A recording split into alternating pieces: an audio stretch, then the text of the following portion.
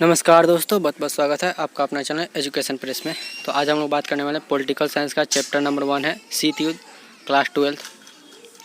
तो शीत युद्ध के बारे में आज हम लोग जानेंगे कि शीत युद्ध क्या है, इसकी शुरुआत कब हुई और क्यों हुई, इसका अंत कब हुआ, इस शीत युद्ध के दायरे ये सभी पढ़ेंगे। ठीक है, इसकी पूरी जानकारी लेंगे शीत युद्ध किसे कहते हैं सर। पहला क्वेश्चन है कि शीत युद्ध क्या है। शीत युद्ध क्या है, तो इसका अर्थ है यह एक ऐसी स्थिति है जिसमें युद्ध का माहौल बना रहता है परंतु वास्तव में कोई युद्ध नहीं होता है। इसमें ऐसी स्थिति रहती है कि लगता है कि युद्ध हो जाएगा लेकिन युद्ध नहीं होता है। यह युद्ध जो था द्वितीय विश्व युद्ध जब 1939 से 45 के बाद शुरू हुआ था, उसके बाद यह युद्ध शुरू हुआ, द्वितीय विश्व युद्ध के बाद शुरू हुआ था। ठीक है दोस्तों, पहला विश्व युद्ध जो हुआ था 1914 से 18 के बीच हुआ था, आप लोग जानते होंगे। 200 शीत युद्ध का अंत जो हुआ था सोवियत संघ के विघटन के बाद हुआ था। शीत युद्ध का अंत किसे माना जाता है, सोवियत संघ जब विघटन हो गया, सोवियत संघ कमज़ोर पड़ गया, तब इसके बाद शीत युद्ध का अंत हो गया। द्वितीय विश्व युद्ध जो हुआ था दो गुटों के बीच हुआ था, एक मित्र राष्ट्र और एक ध्रुवी राष्ट्र। मित्र राष्ट्र में जो थे अमेरिका, सोवियत संघ और ब्रिटेन, फ्रांस, ये सभी थे। और ध्रुवी राष्ट्र में जर्मनी, जापान, इटली, तीन देश थे। इन दो गुटों के बीच उस समय द्वितीय विश्व युद्ध हुआ और इस युद्ध में विस्तार दक्षिण पूर्व एशिया, चीन, बर्मा, ये सभी जो भारत के पूर्वोत्तर हिस्से ये सभी तक फैला हुआ था, जिसमें मित्र राष्ट्रों की जीत हुई। ठीक है दोस्तों, द्वितीय विश्व युद्ध, शीत युद्ध का अंत कैसे हुआ। द्वितीय विश्व युद्ध और शीत युद्ध का अंत कैसे हुआ, तो जब 1945 में अमेरिका ने जापान के 2 शहर हिरोशिमा और नागासाकी पर परमाणु बम गिराया, तब जापान हार गया, तब यह युद्ध जो हुआ समाप्त हुआ। जब 1945 में अमेरिका ने क्या किया कि जापान के एक छोटा 2 शहर हिरोशिमा और नागासाकी पर बम गिरा दिया। ठीक, बमों का नाम था लिटिल बॉय और फैट मैन। गुड नेम था बम का, लिटिल बॉय और फैट मैन। आलोचकों ने तर्क दिया कि अमेरिका जानता था कि जापान आत्मसमर्पण करने वाला था, लेकिन ऐसे में कोई बम गिराने की ज़रूरत नहीं थी, आलोचकों ने किया। और अमेरिका के तरफ से, अमेरिका के पक्ष से घटनाक्रम समर्थकों का तर्क था कि युद्ध को जल्दी से जल्दी समाप्त करना था और अपने हितों को बचाना था। अमेरिका का यह कहना था, लेकिन आलोचकों का यह कहना था कि नहीं, जापान आत्मसमर्पण करने वाला था, लेकिन ये तुमने गलत किया, ऐसे में कोई बम गिराने की ज़रूरत नहीं थी। और जो अमेरिका ने अपना सफाई देते हुए कहा कि नहीं, युद्ध को जल्दी से जल्दी समाप्त करना था, इसलिए हम इसको जल्दी से बम गिराकर ख़त्म करने का निश्चय किया। यही था। इसका अवरोध, रोक और संतुलन किया हुआ था। परमाणु युद्ध की स्थिति में अगर एक पक्ष अपने शत्रु पर आक्रमण करके उसके परमाणु हथियारों को नाकाम करने की कोशिश करता है, तब भी दूसरे के पास बर्बाद करने योग्य हथियार बच जाएंगे। इससे अवरोध का तर्क कहा गया कि अगर कि एक व्यक्ति के, एक देश के पास इतना हथियार, आजकल के ज़माने में इतना हथियार हो गया है कि दोनों के एक दूसरे के बहुत क्षति पहुंचा सकते हैं। द्वैध्रुवीयता क्या है, इसका अर्थ है विश्व का 2 गुटों में बढ़ जाना। ऐसा कब हुआ, शीत युद्ध के दौरान। कब, शीत युद्ध के दौरान हुआ जब विश्व 2 गुटों में बट गया, एक अमेरिका और एक सोवियत संघ, ये 2 गुटों में बट गया, पूरा विश्व जो था 2। इसके बाद 2 महाशक्तियों का उदय हुआ, कौन, अमेरिका और सोवियत संघ, रूस। अमेरिका को यूएसए कहा जाता है, यूनाइटेड स्टेट ऑफ अमेरिका, और सोवियत संघ को USSR, union of Soviet socialist Republic. ठीक है दोस्तों, शीत युद्ध के कारण क्या थे और द्विध्रुवीयता के कारण क्या थे। शीत युद्ध यानी 2 ध्रुवीयता का कारण क्या था और शीत युद्ध का क्या कारण था। तो दोनों महाशक्तियाँ अपने प्रभाव का दायरा बढ़ाना चाहते थे। दोनों महाशक्तियाँ जो थी, अमेरिका चाहती थी कि हम अपना शक्ति का प्रभाव दायरा बढ़ाएं और रूस चाहता था कि हम अपना शक्ति का दायरा बढ़ाएं। दोनों में महाशक्तियाँ बनने की होड़ थी, दोनों में महाशक्तियाँ बनने की होड़ थी। वो करता था हम बड़े बनेंगे, हम महाशक्ति बनेंगे, अमेरिका कहता था नहीं हम बनेंगे। ये दोनों के बीच महाशक्ति बनने की होड़ थी। दोनों में वैचारिक मतभेद के कारण विचारधारात्मक मतभेद भी था। इन दोनों का विचारधारा अलग था।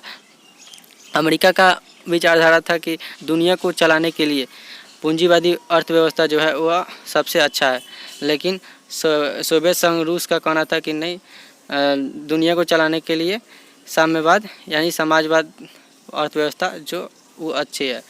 इन दोनों के बीच विचारधारा की लड़ाई थी, मेन पॉइंट ये याद रखिएगा। और कटुता के कारण जो था दोनों का दृष्टिकोण एक दूसरे के प्रति संकुल हो गया था, एक दूसरे के भी दुश्मनी हो गई थी एकदम। दो ध्रुवीयता की शुरुआत कैसे हुआ? तो दो ध्रुवीयता अपने प्रभाव का दायरा बढ़ाने के लिए दोनों देशों ने अन्य देशों के साथ संधियाँ की। दोनों देशों ने क्या किया कि अलग अलग देशों से संधियाँ किया। अमेरिका ने नाटो की स्थापना की, उत्तरी अटलांटिक संधि संगठन नाटो। इसकी स्थापना जो हुआ था 1949 में की थी और इसमें 12 देश शामिल थे और इसका नेतृत्व जो कर रहा था अमेरिका कर रहा था। और इसका विचारधारा जो था पूंजीवादी विचारधारा था। हम लोग पहले भी बताएं कि इसका विचारधारा पूंजीवादी था, जिसमें सरकार का हस्तक्षेप जो होता है बहुत कम होता है या ना के बराबर होता है। इसकी मुख्य बातें थी, इसकी मुख्य उद्देश्य था नाटो में जितने भी देश शामिल है उन सभी के रक्षा का वायदा किया गया और सभी साथ में लड़ेंगे और किसी पर भी हमला होता है तो वो अपने ऊपर हमला मानेंगे इनका। और इसके सदस्य जो था कौन कौन था? तो फ्रांस, स्पेन, इटली इत्यादि बहुत से इसके सदस्य थे। सेटो और सेंटो ये पूछता है। सेटो क्या है? तो दक्षिण पूर्व एशिया राष्ट्रों का संगठन है। क्या है? सेटो एक दक्षिण पूर्व एशिया राष्ट्रों का संगठन है जो कि 1954 में बनाया गया था। सेंटो था केंद्रीय संधि संगठन था, यह 1955 में बनाया था। सेंटो ये 1 नंबर में पूछ लिया जाता है। सोवियत संघ पूर्वी गुट वर्सा पैक्ट। अब अमेरिका ने जब नाटो का स्थापना किया उसके बाद अब सोवियत संघ क्यों चुप बैठता? वो भी सोवियत संघ रूस ने भी अपना एक वर्सा पैक्ट यानी एक वर्सा संधि बनाया। इसकी स्थापना 1955 में हुआ। कब? 1955 में। और नेतृत्व इसका कर रहा था सोवियत संघ रूस, जो कि अभी रूस है। पहले इसका नाम सोवियत संघ था। इसका विचारधारा था कि समाजवाद, पहले ही बताएं इसका सोवियत संघ का विचारधारा था समाजवाद, जिसमें सरकार का हस्तक्षेप ज़्यादा होता है। इसमें सरकार मालिक रहता है, सरकार सभी का देखरेख करता है। ये मुख्य कार्यकर्ता जो था इनका मुख्य उद्देश्य क्या था कि नाटो में शामिल देशों का मुकाबला करना। नाटो में जितने भी देश शामिल है उनसे मुकाबला करना इसका मुख्य उद्देश्य। इसमें शामिल देश थे पोलैंड, हंगरी, रोमानिया इत्यादि बहुत से। जब अमेरिका ने सेटो और सेंटो बनाया उसके जवाब में क्या किया? यूएसएसआर ने उत्तरी वियतनामी, उत्तरी कोरिया और इराक के साथ अपने संबंध मजबूत किए। ये भी अपने संबंध मजबूत किया। कहाँ? वियतनाम, उत्तरी कोरिया और इराक के साथ। महाशक्तियों को छोटे देशों से क्या लाभ था? जो महाशक्तियाँ थी वो छोटे देश को अपने क्यों रखती थी? क्या लाभ था उनके पास? तो ये पॉइंट में उनके प्राकृतिक संसाधन प्राप्त हुआ करते थे। प्राप्त करना उनसे प्राकृतिक संसाधन प्राप्त करना, जैसे खनिज तेल, ये सब। सैन्य ठिकाने स्थापित करना यानी सेना को सैन्य ठिकाने यानी जासूसी करने के लिए रखने के लिए, ये सब सैन्य ठिकाने के लिए। आर्थिक सहायता कुछ मिल जाता था, सेना को खर्चा वर्चा लाने के लिए आर्थिक सहायता मिल जाता था। अगला पॉइंट है अपने हथियारों और सेना के संचालन के लिए उनके भू क्षेत्र का इस्तेमाल करते थे और अपने हथियारों और अथी करने के लिए वह दूसरे के उनके भू क्षेत्र का इस्तेमाल करते थे। छोटे देशों को महाशक्तियों में क्यों, मतलब छोटे देशों को महाशक्तियों से क्या लाभ था? अब छोटे जो देश थे उसको महाशक्ति से क्या लाभ था? तो छोटे जो देश थे उससे सुरक्षा का वायदा मिला कि तुम्हें हर हाल में सुरक्षित रखा जाएगा। हथियारों की सहायता दी गई, उनको सहायता दी गई, हथियार लो और युद्ध लड़ो। आर्थिक मदद दी गई, कूटनीतिक सहायता प्रदान की गई, बहुत पैसा भी दिया गया, सैन्य सहायता भी दिया गया, सैनिक उन्हें दिए गए, ये सभी दिया गया। शीत युद्ध के दायरे पढ़ेंगे अब अगला टॉपिक है शीत युद्ध का दायरे। शीत युद्ध का दायरा अर्थ ऐसी स्थिति है जहां विरोधी खेमों के बीच संकट के अवसर आए, युद्ध हुए और युद्ध की संभावना बनी, लेकिन बातें एक हद से ज़्यादा नहीं बढ़ी। यह ऐसी स्थिति है जहां विरोधी खेमे के बीच संकट भी आया, अवसर भी आया, युद्ध भी हुआ, लेकिन संभावना बनी। लेकिन अमेरिका और सोवियत संघ रूस में एक भी लड़ाई नहीं हुई, एक भी गोली नहीं चला। लेकिन अगर कोई भी देश अमेरिका के फेवर में जाता था तो उसे रूस धो देता था, उसे रूस पीट देता था, उसे रूस तबाह कर देता था। अगर कोई देश रूस के फेवर में जाता था, सोवियत संघ के फेवर में, तो उसे अमेरिका धो देता था। ऐसा ही था। इन दोनों के बीच एक भी गोली नहीं चली। लेकिन जो कोई देश इसके साथ मिलने जाता था तो उसे उसके विरोधी खेमे वाले गोली चला देते थे। उदाहरण के लिए कोरिया संकट, बर्लिन की दीवार, कांगो, ये सभी क्यूबा मिसाइल संकट 1962 में, इसे शीत युद्ध का चरम बिंदु कहा जाता है। शीत युद्ध का चरम बिंदु किसे कहा जाता है? तो क्यूबा मिसाइल संकट को। 1787 में अमेरिका में स्वतंत्रता की लड़ाई हुई थी। क्यूबा क्यूबा क्यूबा अमेरिका के तट से लगा हुआ एक छोटा सा द्वीपीय देश है, जो कि जिसका जुड़ाव है वह सोवियत संघ से है। क्यूबा जो है एक छोटा द्वीपीय देश है, जो कि अमेरिका के तट पर बसा है, लेकिन इसका जुड़ाव जो है सोवियत संघ से है। सोवियत संघ के नेता निकिता क्रुश्चेव ने 1962 में वहाँ परमाणु मिसाइलें तैनात कर दी, जिससे अमेरिका खतरे की सीमा में आ गया। क्या? सोवियत संघ के जो नेता थे वह अमेरिका के तट पे पूरा सैनिक खड़े कर दिए और हथियार तैनात कर दिए। और अमेरिका राष्ट्रपति कैनेडी ने उस समय युद्ध लड़ने से डर रहे थे और अपने देश की सुरक्षा के लिए चाहते थे कि वह निकिता क्रुश्चेव क्यूबा से मिसाइल हटा ले। वह चाहते थे कि निकिता क्रुश्चेव जो है वहाँ से हटा ले, वह युद्ध नहीं करना चाहते थे। जब सोवियत संघ ने मिसाइलों से लैस होकर क्यूबा की तरफ प्रस्थान किया, सोवियत संघ रूस जो था वह क्यूबा में मिसाइल तैनात करके उधर बढ़ा तो अमेरिका ने जंगी बेड़ों को आगे करके उन्हें रोकने का आदेश दिया। अमेरिका के जंगी बेड़े जो थे उन्हें रोकने का आदेश दिया। तो उस वक्त ऐसा लगा कि युद्ध होकर रहेगा। उस समय लगा कि युद्ध हो जाएगा, लेकिन नहीं हुआ। इसी को क्यूबा मिसाइल संकट के नाम से जाना जाता है दोस्तों। इसी को क्यूबा मिसाइल संकट के नाम से जाना जाता है। शीत युद्ध को टालने के लिए गुटनिरपेक्ष देशों की भूमिका बहुत महत्वपूर्ण थी। अब गुटनिरपेक्ष देश क्या है? जैसे नेहरू जी ने उत्तर और दक्षिण कोरिया के बीच मध्यस्थता की, बीच में दुश्मनी की कमी की। गुटनिरपेक्ष में जितने भी देश शामिल थे वह उनका कहना था ना हम अमेरिका में मिलेंगे ना हम सोवियत संघ में मिलेंगे, हम अपना अलग गुट बनाएंगे, हम अपनी अलग दुनिया बनाएंगे। और गुटनिरपेक्ष देशों का उद्देश्य था कि दोनों राष्ट्रों के बीच शत्रुता को कम किया जाए, दुश्मनी को कम किया जाए। कांगो संगठन में यूएनओ के महासचिव ने मध्यस्थता की। कांगो संगठन में यूएनओ का जो महासचिव है उसके बीच मध्यस्थता हुई, यानी बीच में दोनों महाशक्तियों ने युद्ध को रोकने के लिए शस्त्र नियंत्रण संधियाँ भी की। दोनों महाशक्तियाँ जो थी उन्होंने क्या किया, एक संधियाँ भी की। संधि में कहा गया कि परमाणु परीक्षण LTBT 1963, सामरिक अस्त्र परिमशन वार्ता 1972, SALT सामरिक अस्त्र न्यूनीकरण संधि 1991 से 1993, START परमाणु अप्रसार संधि 1968 से NPT।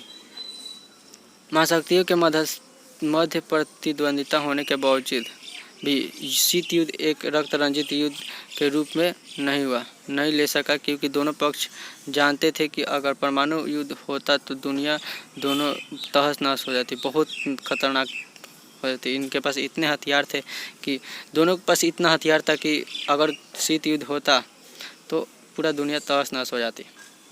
अगला टॉपिक है गुटनिरपेक्ष आंदोलन। यह वीडियो का लास्ट टॉपिक है। यह महाशक्तियों के गुटों में शामिल ना होने का आंदोलन था। क्या गुटनिरपेक्ष क्या था? तो यह दो महाशक्तियाँ रूस और अमेरिका, इस दोनों के बीच ना शामिल होने के एक आंदोलन था। गुटनिरपेक्ष आंदोलन या महाशक्तियों से अलग रहने की नीति का मतलब यह नहीं है कि इस आंदोलन से जुड़े देश अपने को अंतर्राष्ट्रीय मामलों से अलग रखें। इसका मतलब यह नहीं है कि ये लोग दोनों में अगर शामिल नहीं होंगे तो अंतर्राष्ट्रीय मामले में भाग नहीं लेंगे। ये लोग, इनका कहना था कि ना हम अमेरिका के फेवर में रहेंगे ना हम रूस के फेवर में रहेंगे, हम अपना अलग गुटनिरपेक्ष आंदोलन बनाएंगे और ये दोनों के बीच शत्रुता यानी दुश्मनी को कम करेंगे।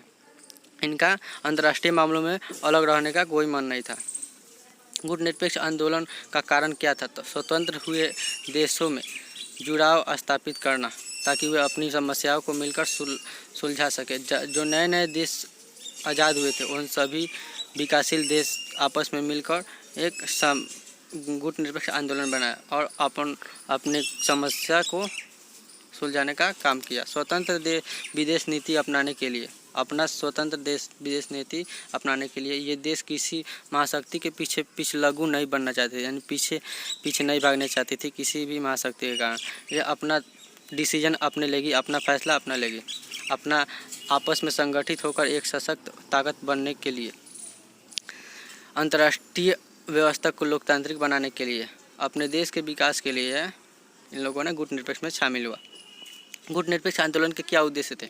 तो इसके उद्देश्य थे किसी भी देश की प्रभुत्ता को बनाए रखना, संयुक्त राष्ट्र को सहयोग देने के लिए ताकि संवर्धन, निस्तारीकरण और शांति स्थापना कार्यों में योगदान हो सके। इन दोनों का करना था कि प्रभुत्ता को बनाए रखेंगे और जो दोनों देशों के बीच, दोनों राष्ट्रों के बीच जो युद्ध हो रहा है उसमें दुश्मनी को कम करने का काम था इनका उद्देश्य था। विश्व शांति को बनाए रखने के लिए, उपनिवेशवाद, नस्लवाद के विरोध के लिए इनका उद्देश्य था। अंतर्राष्ट्रीय संबंधों में तनाव को कम करने का इनका उद्देश्य था। ये सभी उद्देश्य था कि हम लोग उनको दोनों के बीच की दुश्मनी को कम करेंगे। दो ध्रुवीयता की चुनौती और गुटनिरपेक्ष आंदोलन, ये क्या है? तो गुटनिरपेक्ष आंदोलन का पहला सम्मेलन जो हुआ था 1961 में बेलग्राड में, यूगोस्लाविया की राजधानी में हुआ था। इसमें शामिल देश जो थे 25 देश शामिल थे। गुटनिरपेक्ष आंदोलन के संस्थापक जो थे पंडित जवाहरलाल नेहरू, जो कि भारत के थे, अपने भारत इंडिया के पंडित जवाहरलाल नेहरू, अब्दुल गमार नासिर जो थे मिस्र के थे, सुकर्णो जो थे इंडोनेशिया के थे, जेसोफ बराजे टीटो जो थे यूगोस्लाविया के थे और बामे एनक्रुमा जो थे घाना के। इन सभी संस्थापकों ने अपने आप गुटनिरपेक्ष आंदोलन का एक संगठन बनाया और कहा कि हम लोग ना अमेरिका के फेवर में रहेंगे, ना हम सोवियत संघ के फेवर में रहेंगे। हम दोनों के बीच की दुश्मनी को कम करेंगे और अपना स्वतंत्र नियम लागू करेंगे, अपना फैसला खुद लेंगे। यह सम्मेलन 3 बातों का परिणित था। यह सम्मेलन क्या 3 बातों का परिणित था? इसके 5 देशों के बीच सहयोग था। शीत युद्ध के दायरे बहुत से नव स्वतंत्र अफ्रीका, जो नया जो आज़ाद देश हुए थे, वो उसके उदय के कारण 1960 तक संयुक्त राष्ट्र संघ में 16 नए देश शामिल हुए थे। संयुक्त राष्ट्र संघ में क्या हुआ था? 16 नए देश शामिल हुए थे। और गुटनिरपेक्ष आंदोलन की नींव 1955 में एफ्रो एशियाई सम्मेलन, बांडुंग सम्मेलन में रखी गई थी। गुटनिरपेक्ष आंदोलन 14वां सम्मेलन जो हुआ था हवान, क्यूबा में हुआ था, सन 2006 में हुआ था। और इसमें शामिल जो देश थे 116 शामिल देश थे और 15 जो थे एक्सपर्ट थे। गुटनिरपेक्ष आंदोलन 18वां सम्मेलन जो हुआ था अजरबैजान के बाकू में हुआ था। गुटनिरपेक्ष आंदोलन का 18वां सम्मेलन हुआ था 25 और 26 अक्टूबर 2019 को। यह सम्मेलन हुआ था 25। पृथकवाद, तटस्थता और गुटनिरपेक्ष आंदोलन, यह क्या है? पृथकवाद, तटस्थता और गुटनिरपेक्ष, यह क्या है? तो पढ़िएगा। पृथकवाद का अर्थ होता है कि खुद को अपने अंतर्राष्ट्रीय मामलों से काट कर रखना। तटस्थता क्या है? तो इसका अर्थ होता है मुख्य रूप से युद्ध में शामिल न होने की नीति। इसका अर्थ होता है कि हम युद्ध में शामिल नहीं होंगे। इन देशों के लिए ये जरूरी नहीं है कि ये युद्ध को ख़त्म करने में मदद करे, या इसके विपरीत गुटनिरपेक्ष देशों ने युद्ध को टालने का और रोकने का प्रयास करे। इसका कोई मतलब नहीं था। तटस्थता का मतलब होता है कि युद्ध में शामिल नहीं होना, और ना ये मतलब रखना कि उसका ख़त्म होगा कि नहीं होगा लड़ाई, उससे कुछ मतलब नहीं। और नौ अंतर्राष्ट्रीय आर्थिक व्यवस्था, गुटनिरपेक्ष देशों में अल्प विकसित देश के होने के कारण नौ अंतर्राष्ट्रीय आर्थिक व्यवस्था का जन्म हुआ। गुटनिरपेक्ष जो देश थे उसमें गुटनिरपेक्ष संगठन में जो थे ज़्यादा करके अल्प विकसित विकासशील देश शामिल थे, जिसके कारण नौ अंतर्राष्ट्रीय आर्थिक नीति बनाई गई, उसका जन्म हुआ। 1972 में यूएनओ के व्यापार और विकास सम्मेलन जो था United national conference on trade and development में इन अब अल्प विकसित देशों के बीच के लिए यानी व्यापार नीति का प्रस्ताव किया गया, और ताकि विकसित देश इन देशों का शोषण ना करे। इसमें यह रखा गया कि विकसित देश इस देशों का शोषण ना करे और इसे व्यापार के लिए पश्चिमी साइड में वेस्टर्न अमेरिका के साइड में व्यापार कर सके। टूवर्ड्स ऑन और new trade policy for development के नाम से एक रिपोर्ट आई, और उस रिपोर्ट में मुख्य 4 बातें कही गई। रिपोर्ट में 4 उपलब्ध सुधार, वैश्विक व्यापार प्रणाली में सुधार किया जाए और अल्प विकसित देशों को अंतर्राष्ट्रीय आर्थिक संस्थानों में भूमिका में वृद्धि हुई, अपना प्राकृतिक संसाधन पर अपना नियंत्रण हो, पूरा नियंत्रण हो। ये देश अपना सामान विकसित देशों में बेच सकेंगे। और यह देश अपना सामान जो था वह विकसित देश में बेच सकते थे। ये देश विकसित देशों को से कम लागत में टेक्नोलॉजी यानी प्रौद्योगिकी की मांग कर सकेंगे। यह रिपोर्ट में ये सब कहा गया। गुटनिरपेक्ष आंदोलन में भारत की क्या भूमिका थी? तो भारत ने गुटनिरपेक्ष आंदोलन के नेता के रूप में महत्वपूर्ण भूमिका निभाई। भारत ने क्या किया कि गुटनिरपेक्ष आंदोलन के नेता के महत्वपूर्ण भूमिका निभाई और इसने औपनिवेशिक राष्ट्रों के लिए आवाज़ उठाई। औपनिवेशिक राष्ट्र जो थे उसके लिए, जो अभी अभी आज़ाद हुए हैं, उसके लिए अपनी आवाज़ उठाई। भारत ने शीत युद्ध के दौरान संघर्ष को कम करने की कोशिश की। उदाहरण के लिए कोरियाई संगठन। भारत ने क्या किया कि शीत युद्ध में जो भी संघर्ष चल रहा था उसमें सबको दुश्मनी ख़त्म करने के फेर में थे। जैसे कोरिया संकट को ख़त्म किया भारत ने अपने इस मिशन में अन्य देशों को भी शामिल किया, बहुत से देश को भी शामिल किया। भारत ने हथियारों की होड़ को ख़त्म कर नए मार्ग का चयन किया। भारत ने हथियार को ख़त्म कर और नया मार्ग, शांति की व्यवस्था चालू की। भारत ने दोनों गुटों के बीच मौजूद मतभेदों को कम किया। भारत ने क्या किया कि अमेरिका और सोवियत संघ रूस के बीच दुश्मनी को ख़त्म करने का प्रयास किया। गुटनिरपेक्षता की नीति से किस तरह भारत का हित साधन हुआ? भारत ऐसे अंतर्राष्ट्रीय फैसले लेने लगा जिससे उसका हित साधता हो। अगर भारत को लगता है कि दोनों महाशक्तियों में से कोई उसकी अनदेखी कर रहा है, तो उस पर अनुचित दबाव डाल रहा है, तो वह दूसरी महाशक्ति की ओर रुख कर सकता था। दोनों गुटों से कोई भी ना तो भारत को अनदेखी कर सकता था और ना ही कोई रोब जमा सकता था। यानी भारत एक ऐसी स्थिति में था कि इसको कोई नज़रअंदाज नहीं कर सकता था। अगर भारत पर कोई दबाव भी डालता, अमेरिका अगर दबाव डालता तो यह रूस में जाकर मिल जाता। अगर रूस दबाव डालता तो अमेरिका में जाकर मिल जाता। लेकिन इस पर कोई नहीं, ना कोई बेफिक्र था और ना कोई रोब जमा रहा था। इसको ना कोई अनदेखा कर रहा था, ना रोब जमा रहा था। यह था। भारत की गुटनिरपेक्ष नीति की आलोचना भी हुई। भारत जो गुटनिरपेक्ष नीति जो किया था उसका आलोचना भी हुआ कि आलोचकों ने कहा कि भारत जो है अंतर्राष्ट्रीय फैसले लेने से बच रहा है। भारत का जो व्यवहार है वो सिद्धांत विहीन है, क्योंकि भारत अपने साधन के लिए कई बार अंतर्राष्ट्रीय मामलों का पक्ष लेने से बच जाता है। यह गुटनिरपेक्ष के आड़ में भारत के व्यवहार में स्थिरता नहीं है। भारत जो है उसके व्यवहार में स्थिरता नहीं है। वह कहा था कि हम किसी देश में नहीं शामिल होंगे, लेकिन वो रूस से सैनिक साधन मदद मांगी। जैसे 1971 में भारत ने कहा किया था कि सोवियत संघ के साथ मित्रता संधि की, लेकिन भारत का कहना था कि बांग्लादेश संकट के समय उसे राजनीतिक और आर्थिक सहायता की ज़रूरत थी और इस संधि से उसे अमेरिका सहित अन्य देशों के साथ अच्छे संबंध बनाने से नहीं रोकती। भारत ने क्यूबा गुटनिरपेक्ष आंदोलन में शामिल किया। भारत ने क्यूबा को गुटनिरपेक्ष आंदोलन में शामिल किया, जबकि वह सोवियत संघ से संबंध रखता था। और 1787 में अमेरिका में स्वतंत्र की लड़ाई हुई थी। तो तब